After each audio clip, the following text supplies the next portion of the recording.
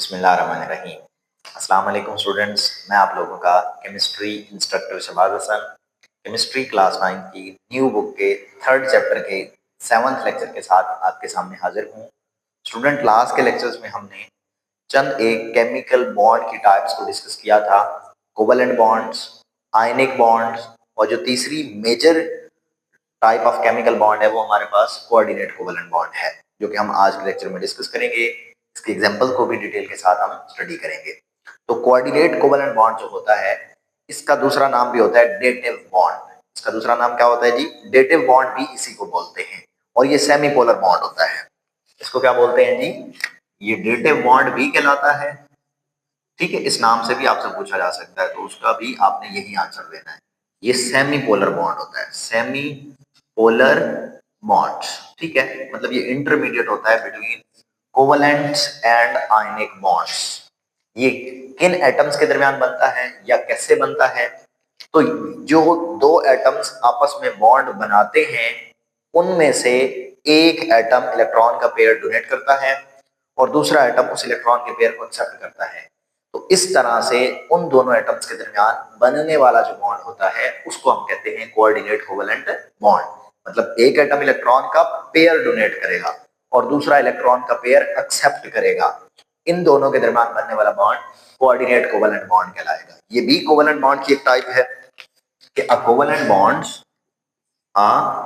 Covalent bonds जिसमें क्या होता है जी? In which shared pair of electron, shared pair of electron, के इलेक्ट्रॉन का जो जोड़ा शेयर्ड हुआ होता है वो क्या होता है जी? इज प्रोवाइडेड, वो मुहैया किया जाता है by one atom, is provided by one atom. के दो एटम जो आपस में रिएक्शन कर रहे होते हैं, जो रिएक्ट कर रहे होते हैं, उसमें एक एटम इलेक्ट्रॉन का पेयर डोनेट कर रहा होता है और दूसरा उसको एक्सेप्ट कर रहा होता है।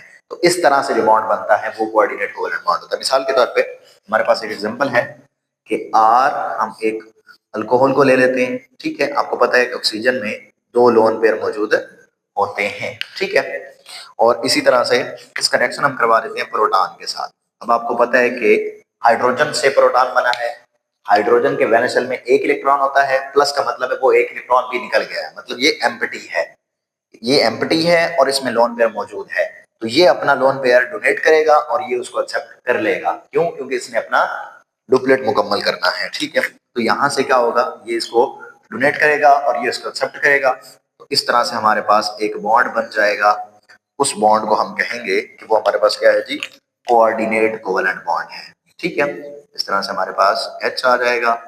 ठीक है, और यहाँ से इसके साथ यहाँ हाइड्रोजन आके लग जाएगा और हम इसको कहेंगे कि ये जो बॉन्ड बना है दोनों के दरमियान, जिसमें एक ने इलेक्ट्रॉन का पेयर डोनेट किया है, दूसरे ने उसको एक्सेप्ट किया है, इस तरह का जो बॉन्ड होता है उसको हम बोलते हैं कोऑर्डिनेट कोवलेंट बॉन्ड्स। ठीक है, अब ये बॉन्ड बना कैसे है? इसमें आप देख सकते हैं कि bond pair is donated by only one atom, के इसने डोनेट किया है। ठीक है, इसकी कैरेक्टरिस्टिक्स क्या है कि बॉन्ड पेयर, जो बॉन्ड पेयर होता है इज डोनेटेड, वो डोनेट किया जाता है बाय ओनली वन एटम, के एक एटम उसको डोनेट करता है। ठीक है, शेयरिंग नहीं होती है। दूसरा क्या है जी? अब इसमें ये जो हमारे पास यहाँ पर मौजूद था इसको हम कहते थे लोन पेयर ऑफ इलेक्ट्रॉन, लेकिन जब ये इस तरफ चला गया तो फिर हम इसको कहते हैं बॉन्ड पेयर ऑफ इलेक्ट्रॉन। तो मतलब बॉन्ड उस वक्त बनेगा, बॉन्ड इज फॉर्म्ड, कब बना जी? बाई ट्रांसफार्मिंग ऑफ, कि जब ट्रांसफार्मिंग हुई, किसकी? Transforming of lone pair of electron to bond pair of electron, of lone pair of electrons, ठीक है, to the bond pair of electron. कि जब मतलब हमारे जो लोन पेयर थे वो बॉन्ड पेयर ऑफ इलेक्ट्रॉन में तब्दील हो गए, बॉन्ड पेयर्स ऑफ इलेक्ट्रॉन्स। समझ आ रही है ना? कि जब तक वो बॉन्डिंग में हिस्सा नहीं ले रहा होता उस वक्त तक वो लोन पेयर होता है, जब बॉन्डिंग में हिस्सा ले लिया होता है उसने, तो फिर वो क्या बन जाता है? बॉन्ड पेयर बन जाता है। ठीक है, तो बॉन्ड उस वक्त बनेगा जब आपके पास लोन पेयर ऑफ जो इलेक्ट्रॉन्स हैं वो आपके तब्दील हो जाएंगे बॉन्ड पेयर ऑफ इलेक्ट्रॉन में। इसके अलावा क्या है जी? बॉन्ड फॉर्म्ड, कि ये जो बॉन्ड बना है वो कैसे बना है? बाय वन साइडेड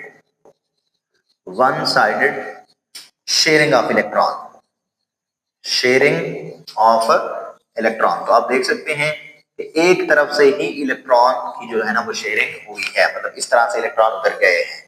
ठीक है, एक एटम इलेक्ट्रॉन को डोनेट किया, दूसरे ने उनको एक्सेप्ट कर लिया है। ठीक है, ये 3-4 कैरेक्टरिस्टिक्स हैं जो हमने यहां से देखी हैं और उन्हीं को हमने लिखा है। अब हम इस बॉन्ड को, जो कोऑर्डिनेट कोवेलेंट बॉन्ड होता है, इसको रिप्रेजेंट कैसे करते हैं? ठीक है, it is represented by an arrow. इसको हम रिप्रेजेंट करते हैं एक एरो से। इट इज रिप्रेजेंटेड, जो हमारा कोऑर्डिनेट कोवेलेंट बॉन्ड होता है उसको हम रिप्रेजेंट करते हैं बाय एन एरो। किसे रिप्रेजेंट करते हैं जी? एरो से रिप्रेजेंट करते हैं। ठीक है, इस तरह से दो एटम्स के दरमियान एरो लगा के हम रिप्रेजेंट करते हैं। ठीक है, नॉट बाय, इसको हम सॉलिड लाइन से नहीं करते जैसे हम कोवेलेंट बॉन्ड में करते हैं। ठीक है, समझ आ रही है कि इस तरह से हम इसको रिप्रेजेंट नहीं करते, बल्कि किस तरह से रिप्रेजेंट करते हैं? एरो से रिप्रेजेंट करते हैं कि दो एटम के दरमियान हम एरो लगा देते हैं। ठीक है, ये तरीका है इसका। अब जो एटम हमने यहाँ पर कहा था कि एक इलेक्ट्रॉन का पेयर डोनेट करता है, दूसरा उसको एक्सेप्ट करता है, इस बुनियाद पर दो एटम्स की टाइप बन जाती है। एक को बोलते हैं हम एक्सेप्टर, ठीक है, और एक को बोलते हैं हम डोनर। ठीक है, अब डोनर आपको नाम से जाहिर हो रहा है कि an atom which donate the pair of electron, कि इसमें से जो इलेक्ट्रॉन का पेयर डोनेट करने वाला है वो डोनर होगा। ठीक है, कि an atom which donate pair of electron, which donate pair of electron, कि जो इलेक्ट्रॉन के पेयर को डोनेट करेगा वो क्या कहलाता है जी? डोनर। ठीक है, और ये क्या कहलाएगा जी? An atom which accept pair of electron, which accept pair of electron। ठीक है, जो इलेक्ट्रॉन के पेयर को एक्सेप्ट करेगा वो एक्सेप्टर एटम कहलाएगा। ठीक है, और जो इलेक्ट्रॉन के पेयर को डोनेट करेगा वो डोनर कहलाएगा।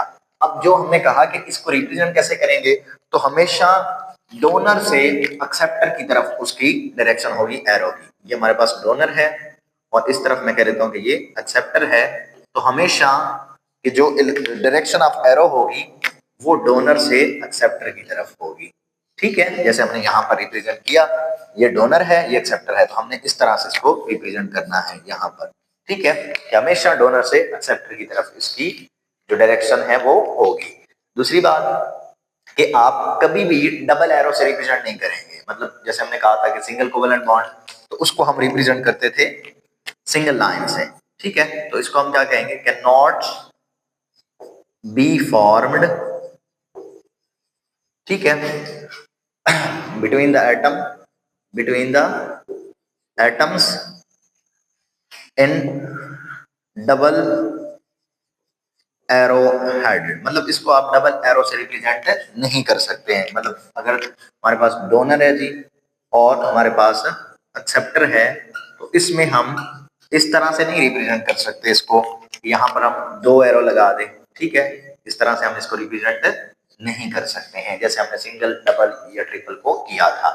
ठीक है, ना तो आप दो एरो से रिप्रेजेंट कर सकते हैं, ना ही इसको ट्रिपल एरो से रिप्रेजेंट कर सकते हैं, सिर्फ सिंगल हेडेड एरो से आप इसको रिप्रेजेंट करेंगे।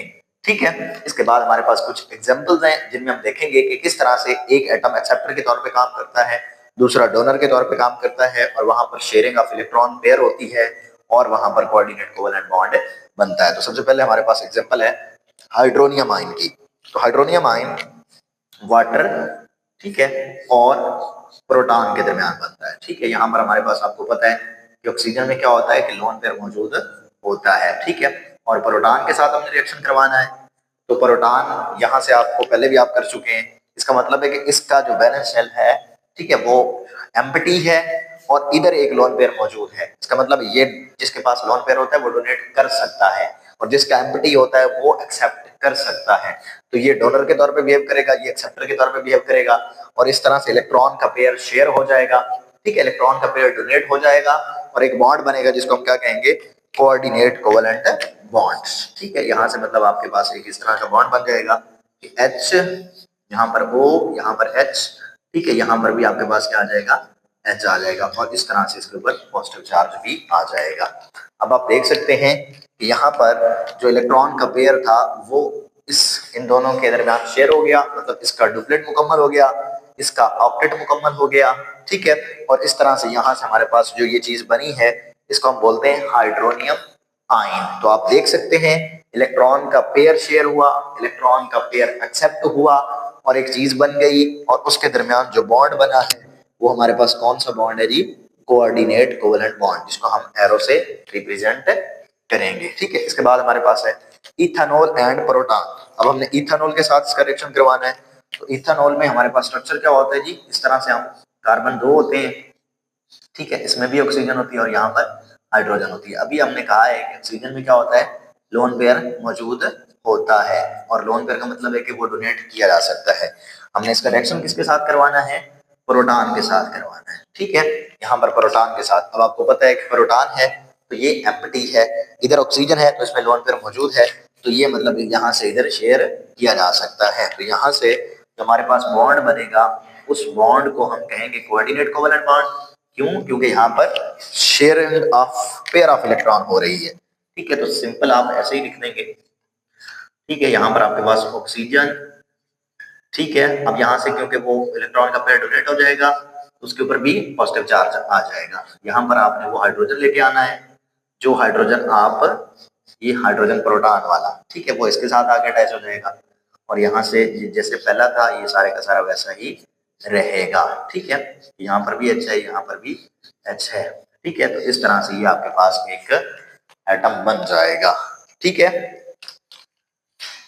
कि आपने यहाँ पर देखें कि इलेक्ट्रॉन का पेयर इस तरफ शेयर हुआ, मतलब एक डोनर है, एक एक्सेप्टर है, एक इलेक्ट्रॉन का पेयर डोनेट कर रहा है, दूसरा इलेक्ट्रॉन का पेयर एक्सेप्ट कर रहा है। तो हमने कहा है कि जब इलेक्ट्रॉन का पेयर डोनेट करने वाला भी हो, एक्सेप्ट करने वाला भी हो, तो उनके दरमियान जो बॉन्ड बनता है वो हमारे पास कोऑर्डिनेट कोवेलेंट बॉन्ड होता है, ठीक है। ये 2 एग्जांपल हो गई। इसके बाद हमारे पास एक और एग्जांपल है, reaction of ammonia and boron trifluoride. ये बहुत इंपॉर्टेंट है, आपकी एक्सरसाइज में भी ये सवाल पूछा गया है। तो इसका आप किस तरह से ड्रा करेंगे स्ट्रक्चर?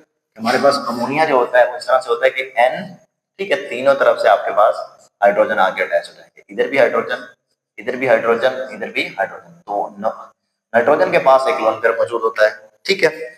और साथ में रिएक्शन किसके साथ करवाना है? BF3। तो बोरोन इसके साथ इधर भी F है, इधर भी F है और इधर भी F है।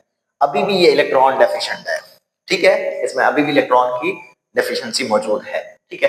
तो ये इलेक्ट्रॉन का पेयर जो है वो ये एक्सेप्ट कर सकता है और ये इलेक्ट्रॉन का पेयर डोनेट कर सकता है। तो यहाँ पर भी जो बॉन्ड बनेगा उसको हम क्या कहेंगे? कोऑर्डिनेट कोवेलेंट बॉन्ड कहेंगे। इस तरह से हमारे पास क्या आ जाएगा जी? N, ऊपर भी H आ जाएगा, इधर भी H आ जाएगा, ठीक है। और ये हमारे पास जो इलेक्ट्रॉन का पेयर था वो डोनेट हो जाएगा किसकी तरफ? B, और इधर भी F, इधर भी F आ जाएगा, ठीक है। अब आपको पता है कि जिसमें से इलेक्ट्रॉन निकल जाता है उसके ऊपर कौन सा चार्ज आता है? नेगेटिव चार्ज आता है। तो मतलब यहाँ पर नाइट्रोजन के पास नेगेटिव और इधर क्या आ जाएगा? पॉजिटिव, ठीक है। तो आप देख सकते हैं कि ये एक डोनर है, ये एक्सेप्टर है, ये इलेक्ट्रॉन का पेयर डोनेट कर रहा है, ये एक्सेप्ट कर रहा है। तो जहां पर डोनर और एक्सेप्टर मौजूद हो, इलेक्ट्रॉन का पेयर डोनेट हो रहा हो, तो वहां पर बनने वाला जो बॉन्ड होता है हमारे पास कोऑर्डिनेट कोवेलेंट बॉन्ड होता है। तो इस तरह से आप इसका स्ट्रक्चर ड्रा करेंगे, BF3 और अमोनिया NH3 का। इसके बाद हमारे पास एक और एग्जांपल है NH3 एंड HCl। तो इसका भी आप वैसे ही स्ट्रक्चर लिख दें। ये हमारे पास N है, इधर भी H है, इधर भी H है, अभी हमने ऊपर भी ड्रा किया, ठीक है। इसके साथ आपने HCl का रिएक्शन करवाना है, ठीक है। अब आप देखें कि अभी हमने कहा है कि नाइट्रोजन के पास लोन पेयर मौजूद होता है। ये जब यहाँ डिसॉल्व होता है ना, जब आप इसको डिसॉल्व करते हैं वाटर के अंदर, तो ये H पॉजिटिव और Cl नेगेटिव में कन्वर्ट हो जाता है। Cl नेगेटिव का मतलब है इसमें इलेक्ट्रॉन का इजाफा हो गया है, H पॉजिटिव का मतलब है कि इसमें जो एक मौजूद था वो भी निकल गया है। तो इसका मतलब है कि इसमें इसके ऊपर पॉजिटिव चार्ज आता है, तो ये मतलब सारे चले गए होते हैं, तो ये इलेक्ट्रॉन का पेयर एक्सेप्ट कर सकता है, ठीक है। तो वो इलेक्ट्रॉन का पेयर डोनेट कर सकता है, ये इलेक्ट्रॉन का पेयर एक्सेप्ट कर सकता है। तो एक्सेप्टर और डोनर के दरमियान बनने वाला बॉन्ड हम डिस्कस कर चुके हैं कि कौन सा होता है? कोऑर्डिनेट कोवेलेंट बॉन्ड होता है, ठीक है। यहाँ पर आपके पास इस तरह से आ जाएगा और ये H इधर आ जाएगा, ठीक है, इधर ऊपर पॉजिटिव, और ये Cl जो है हमने कहा था कि वो अलग हो जाएगा इस तरह से। ठीक है। तो यहाँ पर भी आप देखें एरो से रिप्रेजेंट किया है, यहाँ से भी आपने एरो से रिप्रेजेंट किया है, ठीक है। और हम हमेशा डोनर से एक्सेप्टर की तरफ एरो की डायरेक्शन को रिप्रेजेंट करेंगे, ठीक है। तो यही हमारे एग्जांपल्स थी जो बुक में मेंशन्ड है, जिसको हमने डिटेल के साथ स्टडी कर लिया। अब हमारी एक्सरसाइज के कुछ सवाल हैं जो नीचे मेंशन्ड है। सबसे पहले उसने यही कहा है कि NH3 और BF3 के दरमियान स्ट्रक्चर ड्रा करें कोऑर्डिनेट कोवेलेंट बॉन्ड का। तो ये आपके पास कोऑर्डिनेट कोवेलेंट बॉन्ड का स्ट्रक्चर ड्रा हुआ है, ठीक है। उसके बाद उसने कहा है कि AlCl3 कि किस तरह से ये अपना कोऑर्डिनेट कोवेलेंट बॉन्ड को जो है ना वो बनाता है। तो Al, ठीक है, इसके तीनों तरफ Cl3 इधर भी आ जाएगा, इधर भी Cl3 आ जाएगा, ठीक है, और इधर भी Cl3 आ जाएगा। इसी तरह से आप एक और ड्रा करें Al, ठीक है, यहां से भी Cl3, यहां से भी Cl3 और इधर भी क्या आ जाएगा आपके पास एक Cl3 आ जाएगा, ठीक है। अब आप देखें कि यहां पर हमारे पास क्या है जी, आपको पता है कि जो क्लोरीन होता है उसमें आपके पास लोन पेयर ऑफ इलेक्ट्रॉन्स मौजूद होते हैं, ठीक है, और इसमें इलेक्ट्रॉन की डेफिशिएंसी होती है। तो ये अपने इलेक्ट्रॉन पेयर को इसकी तरफ डोनेट कर देगा। अब यहाँ पर क्लोरीन है, ये आपके पास एल्यूमिनियम है, तो इसमें इलेक्ट्रॉन की डेफिशिएंसी होती है, इसमें इलेक्ट्रॉन के लोन पेयर मौजूद होते हैं। तो ये इसको इस तरह से अपने इलेक्ट्रॉन जो है ना वो डोनेट कर देगा। तो इस तरह से आपको एक साइक्लिक स्ट्रक्चर नजर आएगा एल्यूमिनियम क्लोराइड का, जिसमें इलेक्ट्रॉन के पेयर डोनेट हो रहा होगा क्लोरीन से और एल्यूमिनियम उसको एक्सेप्ट कर रहा होगा। तो ये स्ट्रक्चर आपने इस तरह से ड्रा कर देना है। इसके बाद हमारे पास है एसीटोन एंड प्रोटॉन। एसीटोन का स्ट्रक्चर जो फार्मूला होता है वो क्या होता है कि पहले ही लिख देते हैं CH3, ठीक है, O और यहाँ पर CH3, ठीक है। अभी हमने कहा कि इसके पास लोन पेयर मौजूद होता है, किसके साथ रिएक्शन करवाना है, प्रोटॉन के साथ रिएक्शन करवाना है। तो आपको पता है ये लोन पेयर है, ये डोनेट कर देगा और ये उसको एक्सेप्ट कर लेगा। तो यहाँ से भी आपके पास क्या बनेगा जी, कोऑर्डिनेट कोवेलेंट बॉन्ड बनेगा। क्या आ जाएगा CH3, ठीक है, यहाँ पर O, यहाँ पर CH3 और इधर आपके पास H आ जाएगा, ठीक है, और इधर पॉजिटिव लगा देंगे, इसके ऊपर पॉजिटिव आ जाएगा। तो ये हमारे पास इस तरह से ये बन जाएगा। तो आप यहां से भी देख सकते हैं कि एक एटम से इलेक्ट्रॉन का पेयर डोनेट हुआ, दूसरे ने उसको एक्सेप्ट किया, एक डोनर है एक एक्सेप्टर है, ठीक है, और डोनर से हम एक्सेप्टर की तरफ एरो लगाते हैं, ठीक है, और इस तरह का जो बॉन्ड होता है उसको हम कोऑर्डिनेट कोवेलेंट बॉन्ड कहते हैं। तो ये हमारे एक्सरसाइज वाले जो सवाल थे वो भी हमने डिस्कस कर लिए। इसके अलावा एक उसने पूछा है कि कौन सा ऐसा एटम है जो कोऑर्डिनेट कोवेलेंट बॉन्ड नहीं बनाता है। तो HF भी कोऑर्डिनेट कोवेलेंट बॉन्ड नहीं बनाता है। अगर हम इसकी बात करें कि HF, तो ये भी नहीं बनाता, क्यों? क्योंकि इसमें लोन पेयर ऑफ इलेक्ट्रॉन मौजूद नहीं होता। मीथेन, ठीक है, CH4, तो ये भी नहीं बनाता है क्योंकि इसमें भी लोन पेयर ऑफ इलेक्ट्रॉन मौजूद नहीं होता। कोऑर्डिनेट बॉन्ड बनने के लिए जरूरी है कि एटम के पास लोन पेयर ऑफ इलेक्ट्रॉन मौजूद हो जिसको वो डोनेट कर सकता हो, और दूसरा जो साथ वाला है उसमें ये सलाहियत हो कि वो इलेक्ट्रॉन के पेयर को एक्सेप्ट कर सके, तो तभी वहां पर कोऑर्डिनेट कोवेलेंट बॉन्ड बनेगा। मैं उम्मीद करता हूं कि आपको आज का टॉपिक बहुत अच्छी तरह से समझ आ गया होगा। आपने बहुत अच्छी तरह से इसको याद करना है और राइट अप भी करना है जितनी भी इसकी एग्जांपल्स हैं। आपका कोई भी क्वेश्चन हो, कोई भी डाउट हो, वो आप कमेंट बॉक्स में पूछ सकते हैं। अल्लाह हाफिज।